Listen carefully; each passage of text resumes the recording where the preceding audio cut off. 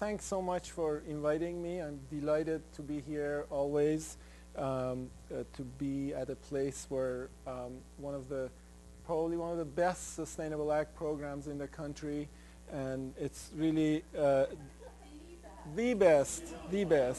So, and I'm grateful there is a wonderful program to come to, and it's so great. And I've known the key leaders and the graduate students who've been doing this wonderful work. So, again, I'm honored to have been invited to be here. And it just so happens such a short window of time between these snowstorms that the weather cleared. And of course, tomorrow you've heard we're going to get another 10 inches. So just kidding. So I'm really delighted to be here. I was asked to share a little bit about what I do for my day job. So I'll describe a little bit of what our center does. I work at the Center for Energy and Environmental Education at UNI, and I would say food and fuel describes a big chunk of what we do. So I'll the fuel part, we're home to the Green Iowa AmeriCorps, where we have 54 AmeriCorps members, college students and others, entirely focused on energy conservation and energy efficiency. We'll go and do energy audits and do all kinds of work. We do extensive training of these wonderful young people, and we are out there fixing up low-income homes and habitat homes, just all kinds of ways of saving energy throughout the community. We work in Lynn County and Blackhawk County, and we're expanding. Hopefully, if we get our next AmeriCorps grant, we'll be expanding to Dubuque and Decorah, so we have that kind of northeast Iowa covered.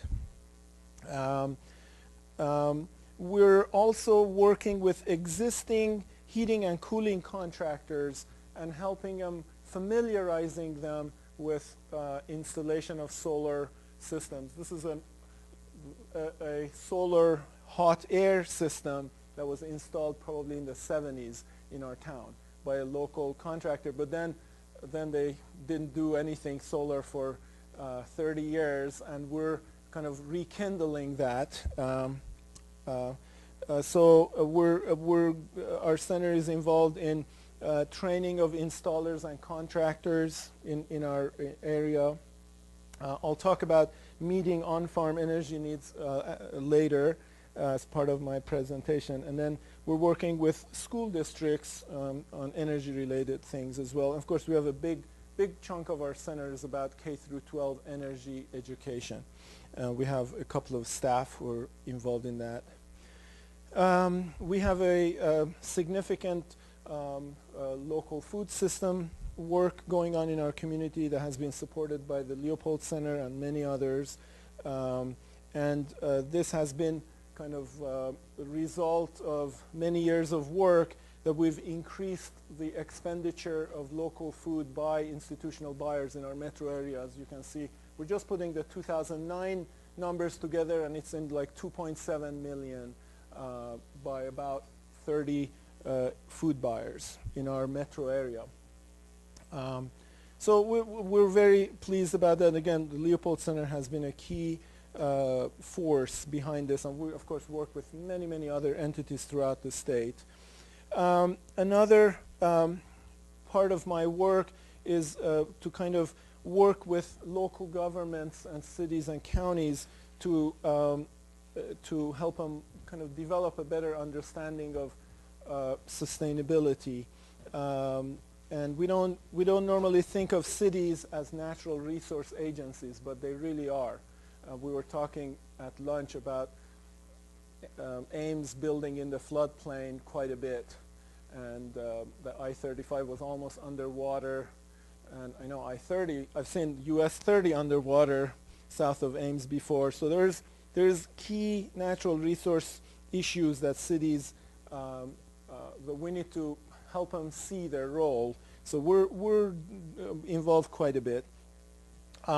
I'm on our city council in Cedar Falls, and we've been affected by the flood. So even though I'm not a hydrologist, but we know everything we need to know to not be affected by floods, by not building in the middle of the river.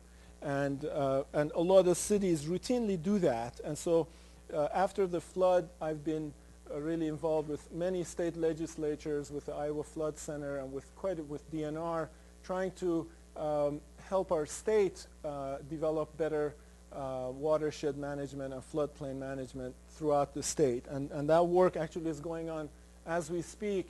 Iowa legislature is considering legislation, and the developers and the cities are the ones who want to kill it.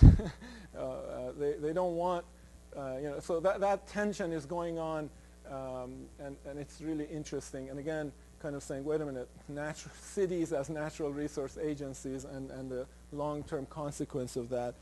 So it has been very exciting work, but very challenging work. Our own city, just before Christmas, adopted an ordinance that basically said, everybody stay out of 500-year floodplain from January 1 on.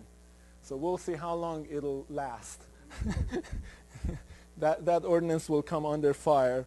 So our city has, these are homes just in Cedar Falls that were in the floodway, which is basically in the middle of the river, that got whacked and just washed off.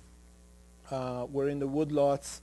So anyway, that's the kind of a sampler of some of the work that I'm involved with. And these are long list of funders. Our center, we basically, a third of our budget comes from UNI. The other two-thirds we raise money to do it. So most of our staff, we have a staff of maybe 6 or 7 FTE, and quite a few are on soft money through all these work that we're doing. So that was kind of a quick intro to what I do for my day job. And so I want to really to lay out how I see the biofuel discussion, and how I think the way we ought to be thinking about biofuel is in a much broader context than just the engineering of figuring some technicalities about how to do this or that.